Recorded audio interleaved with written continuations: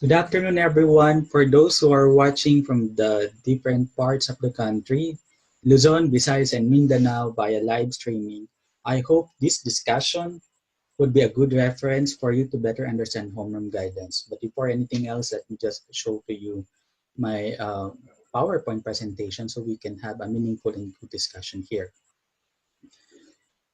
My task is actually to tackle the rationale and brief history of homeroom guidance. I will also include the important concepts and foundations of homeroom guidance, the theories that guide its development, its curriculum framework, philosophy, vision, mission, and the three domains. I don't want to be boring, but just a warning, my sharing will be quite academic, so if that's okay with you, and I don't think you have a choice but to listen to me. So maybe we can begin.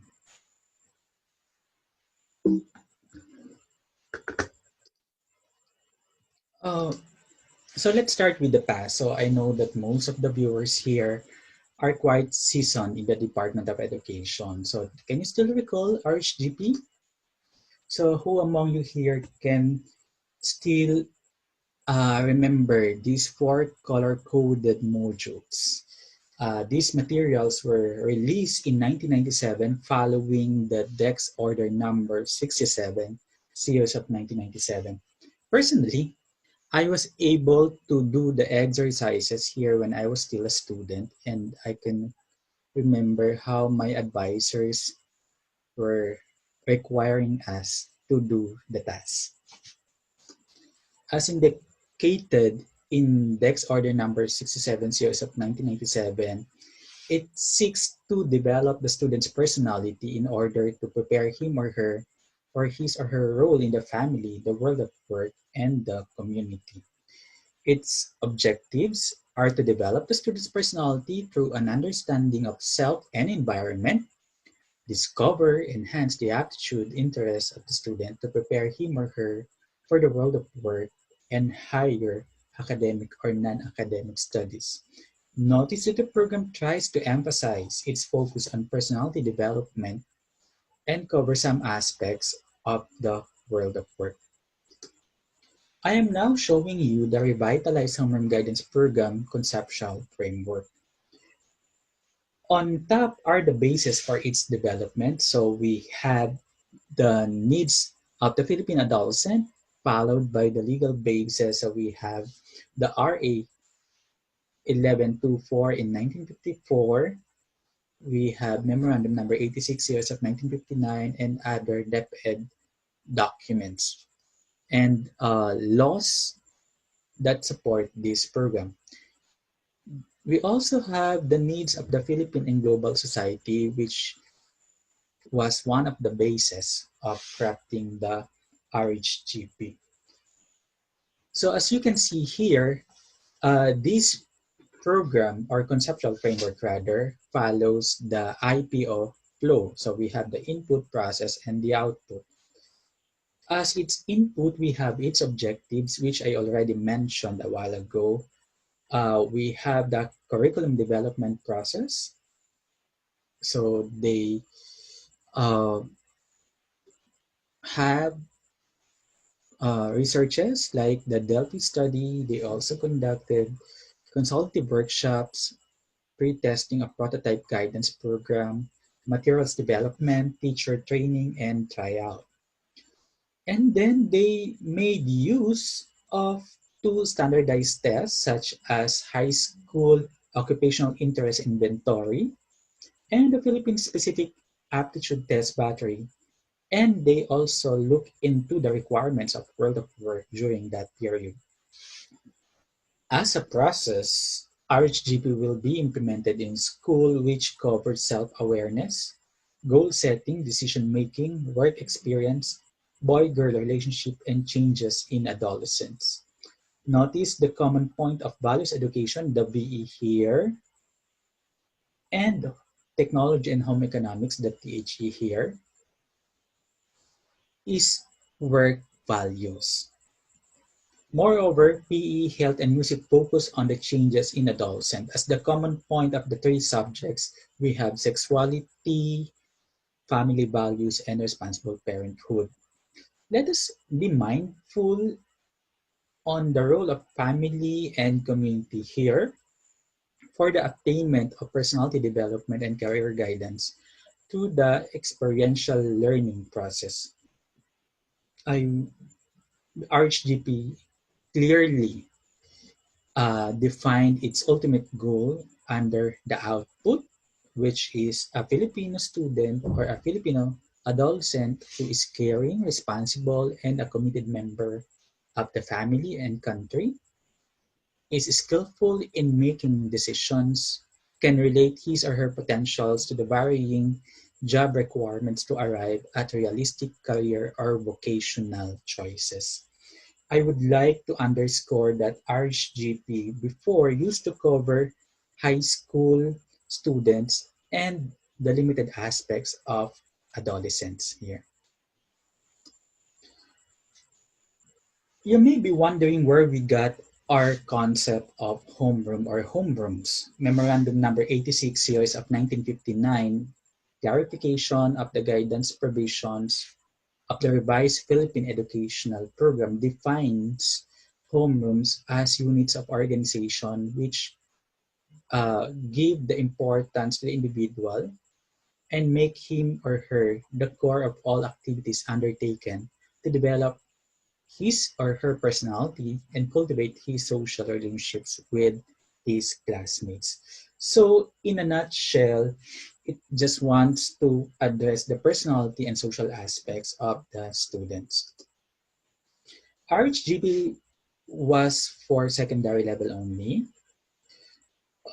It has 40 minutes per session. So, the number of sessions is 30 to 32 sessions per school year or 7 to 8 sessions for each grading period.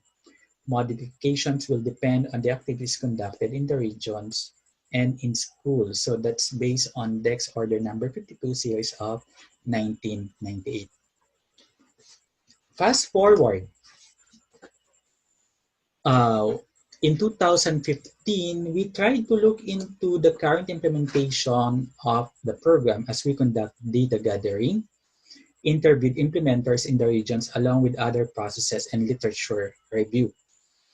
From there, we developed the curriculum guide of homeroom guidance, formulated its policy, developed learning materials, which is already on the final phase. And now we're conducting our training. We just ended or finished our orientation last July 29 for the regional and division supervisors.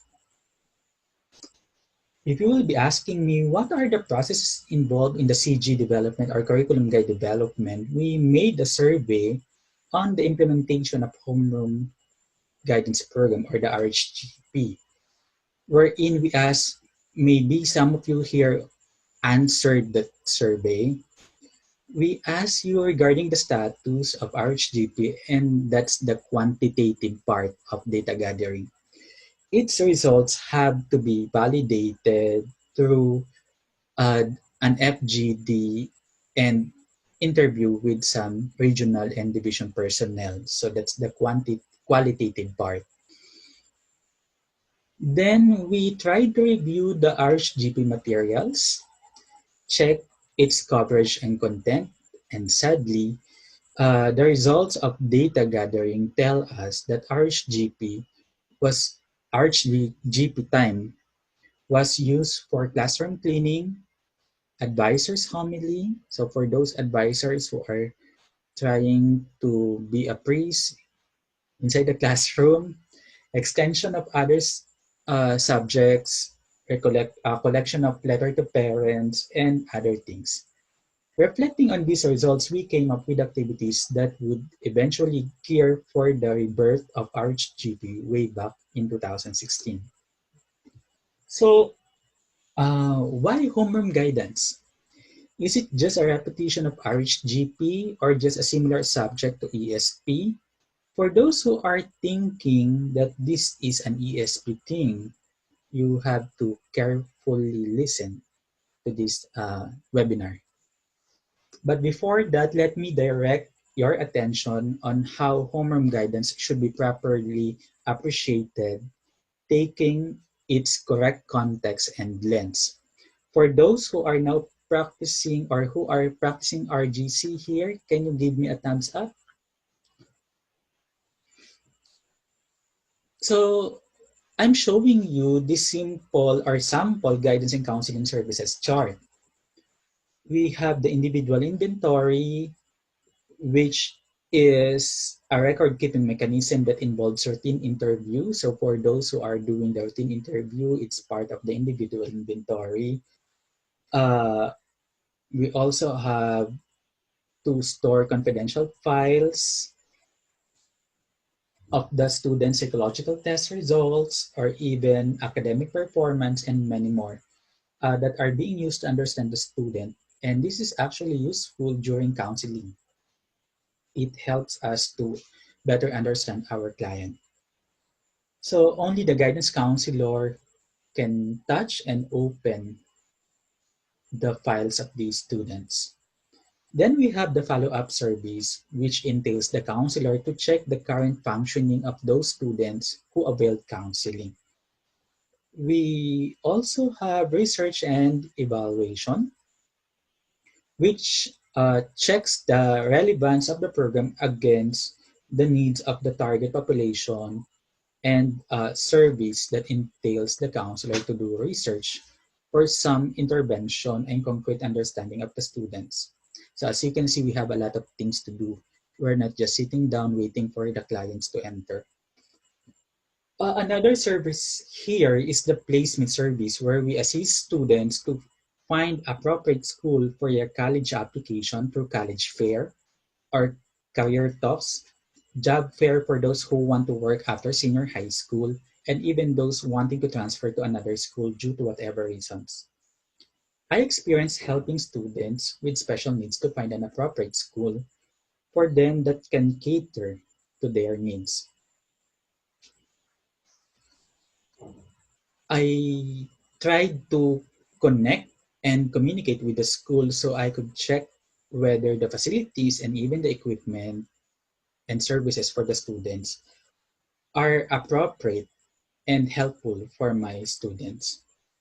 Of course, we have the consultation service. What do we do in this service? So, of course, council, administrators, teachers, and even parents go to us to clarify or even ask us about their mental health issues. RGC is the only mental health professional in school. So, as an RGC, we have to embrace evidence based practice and, of course, data driven practice.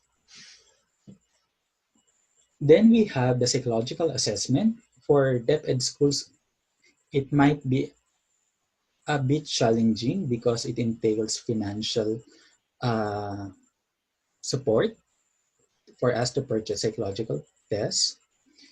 But we can have other types of assessment like the MSE or the mental status examination and other uh, tools that we can use to assess our students. We also have the referral. So what do we do with referral? So we refer students to outside specialists or even outside professional if we think that their case is beyond our control or beyond our expertise. So most especially if the case is becoming too clinical and we need, for instance, psychiatrists, psychologists to help us help this student. The huge chunk of our guidance and counseling services and is of course counseling. Uh, Only RGC based on RA 9258 can practice and can give counseling. So we do this with utmost confidentiality. We do it with professional relationship with our clients. The next service is the information service.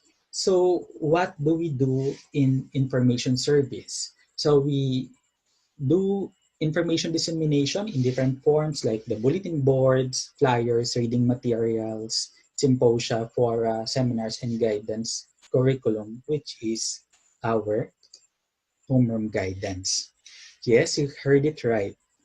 Homeroom guidance is just part of the information survey, so do not mistake it with the entirety of guidance and counseling services. It is just a portion of information service. So for those who are asking, what's the difference of homeroom guidance? Uh, what's the difference between homeroom guidance and ESP? So homeroom guidance focuses on the life skills development, while ESP or edukasyon sa pagpapakatao focuses on the moral compass, on the ethical behavior of students, the concept of what is right and wrong. So I hope the difference between the two is clear now. So aside from the data we gathered from the from the data gathering uh, activities that we had for RHGP, we tried to check what really are the issues and concerns of the current students. In some of our activities during the development stage, we usually invited resource persons to discuss this, plus the data from the government agencies and some readings. We saw that issues like academic failures, school dropouts, bullying, drug addiction, unhealthy sexual behavior, online and social media addiction, confused or even difficult uh, career choices, teenage pregnancy vices, and many more confront our students. Therefore, they need a program that will prepare them to face these realities through life skills development.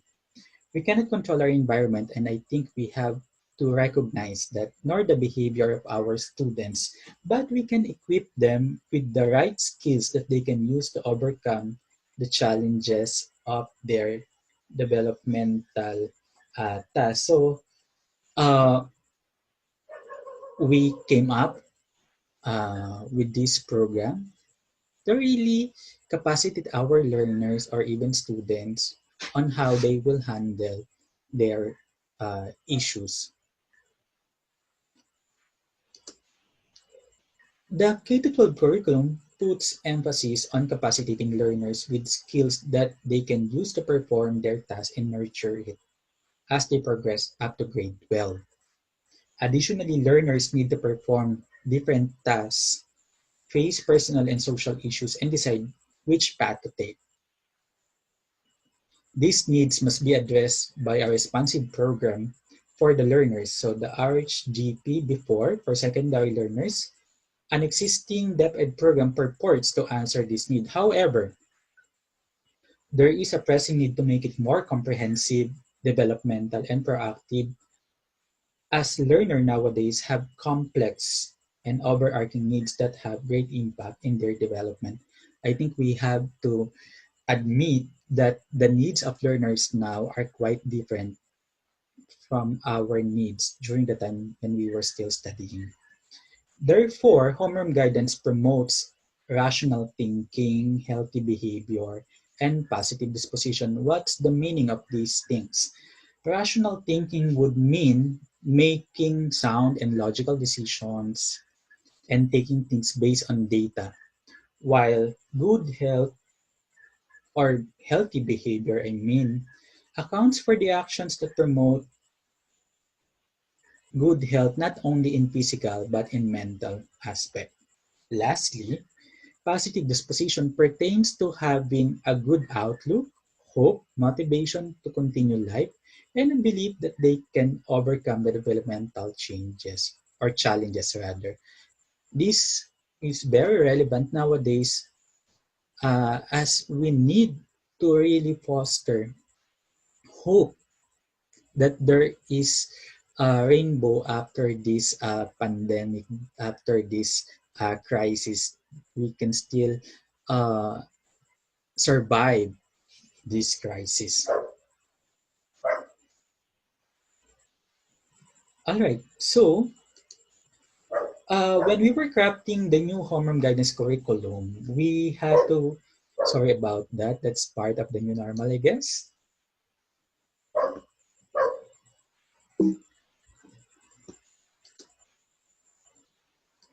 When we were crafting the new homeroom guidance curriculum, we had to be clear where we are coming from. So, our belief that would guide us to articulate the vision of the program, so we came up with this philosophy that states every learner is unique and has the ability to develop him or herself using his or her own learning and experiences from family, community, school, and society.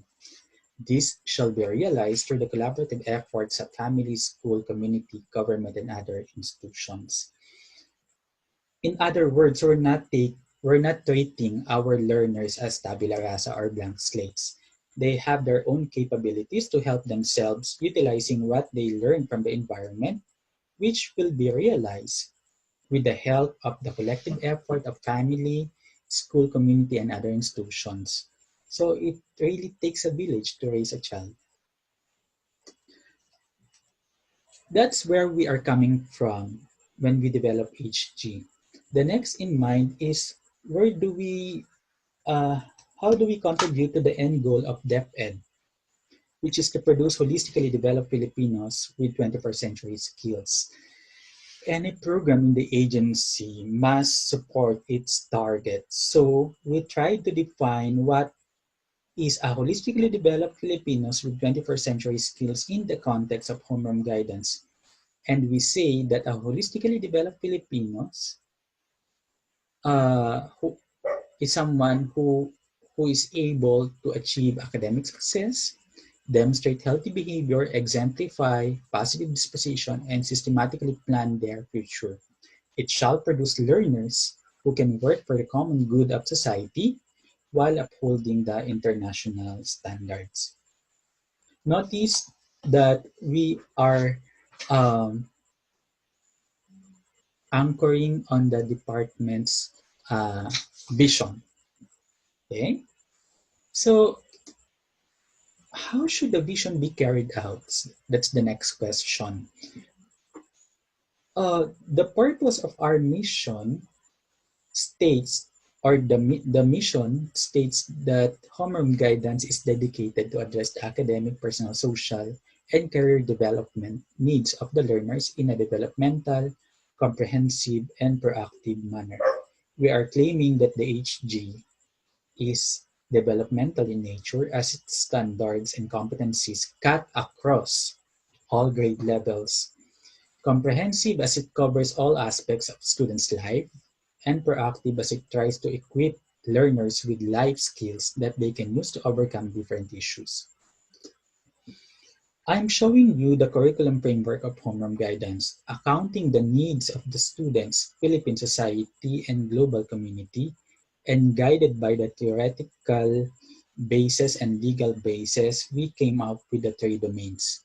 So we have the academic development domain, personal and social domain, and career development domain. By the way, we are inspired by the American School Counseling Association model or the ASCA model. And we also read some literature about how we can contextualize and even make sense out of that model. We cannot just ignore the fact that school cannot do it alone. So as you can see, we have the school, the home, and community. So what does the school do?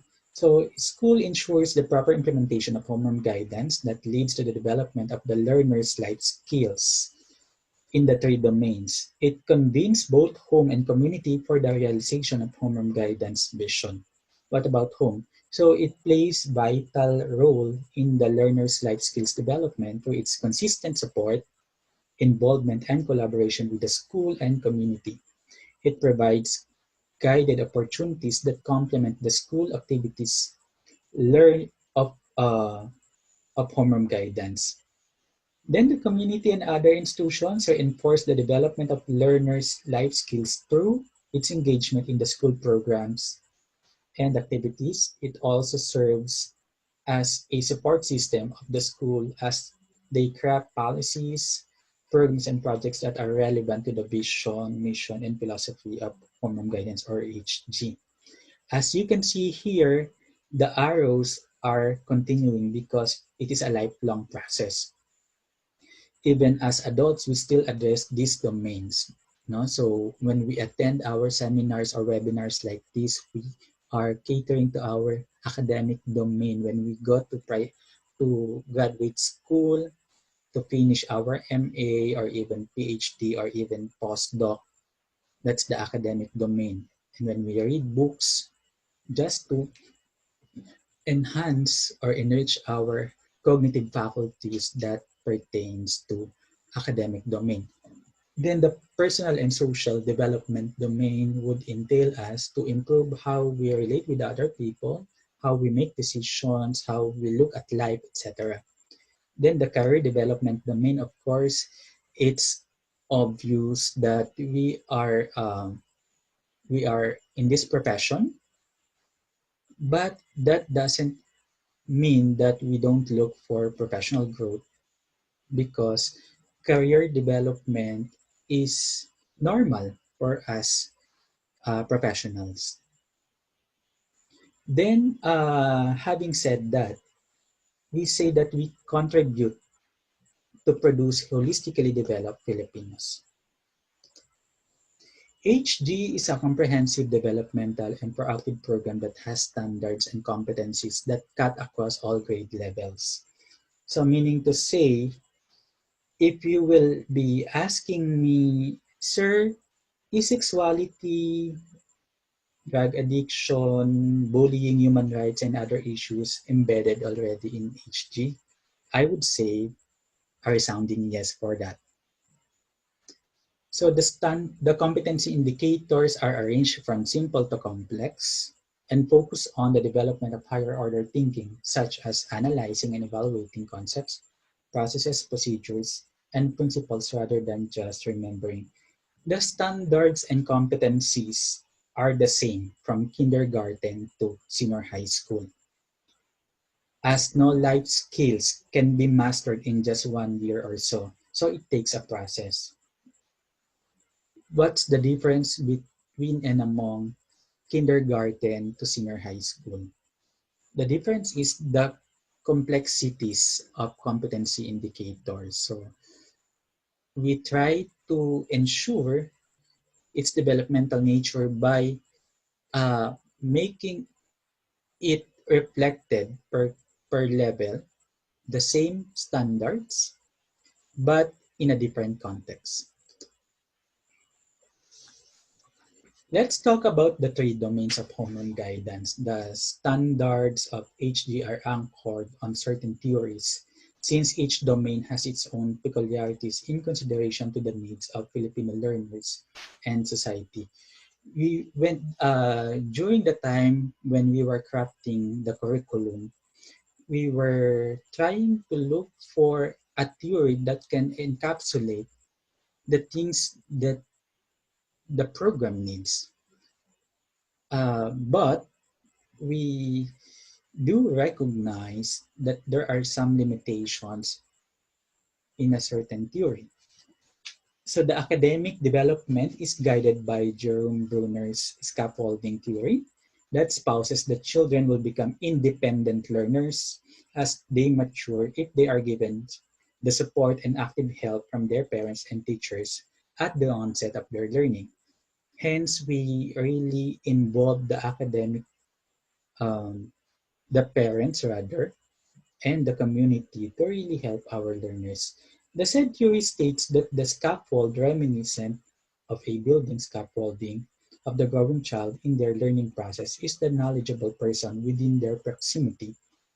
That is their parents at home and teachers in school. Therefore, homeroom guidance really needs the help of the nearest adults who are the parents or even the guardians. Gradually, parental and teacher support can be removed as the learners develop independence in thinking and knowledge and skills acquisition. So some concepts from the learner-centered theory of Jean-Jacques Rousseau were derived for the academic development domain. The theory stipulates the learner's cultural capital or life experiences should be tapped in designing the learning process. So we are in homeroom guidance, we are capitalizing on the learned experiences of, or I mean, the experiences, the lessons from the experiences of students from the home, school, and community. In this way, a participative classroom interaction will be in place. Learners are not viewed as tabula rasa and they are assumed to possess cultural kit or accumulated experiences, which serve as significant factor in the learning process. If learners' experiences are ignored, thinking will be limited and meaning making of lessons will be hardly attained. We also made use of the cognitive learning theory of John Piaget. Uh, it believes that cognitive development is a continuous process as the biological maturation and environmental influence take place. Learners gain knowledge and go through the differences between what they learn and what the existing realities are. Furthermore, it claims that learning and new knowledge can be stored if there are effective cognitive processes, while learners encounter learning difficulties with ineffective cognitive processes. The theory tries to illustrate the processes and mechanisms how reasoning skills and thinking using hypotheses developed by an infant as he or she becomes an adult later on. So Piaget included the concept of schema, which refers to a cohesive, repeatable action sequence processing component actions that are tightly interconnected and governed by core meaning. It is a set of linked mental representations of the world which people use to make meaning and act on different situations. During the development of mental processes, schemata increase in number, including its complexities. That's why, uh, guided by this theory, we think that the cognitive processes are the another concept in this theory that HG embraces is the adaptation process that includes assimilation, accommodation, and equilibration. Assimilation occurs when a person uses his or her schema to understand the new situation or things, while accommodation happens when the previous knowledge is irrelevant and needs to be changed. To understand the new situation or things, moreover, equilibration directs the learner to attain equilibrium, which happens when learner assimilates or accommodates new information. For personal and social domain, we made use or we are guided by Eric Erickson's psychosocial development. We actually made we actually got inspiration from this theory. Its descriptive overview of social and emotional development was taken as one of the considerations in crafting the standards and competencies. Of course, we have to account also the results of the current realities or profile of our youth or even students.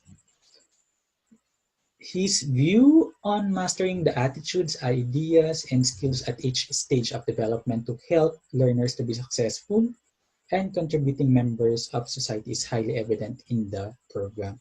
So we are treating learners when they face the developmental tasks guided by the theory of Erickson.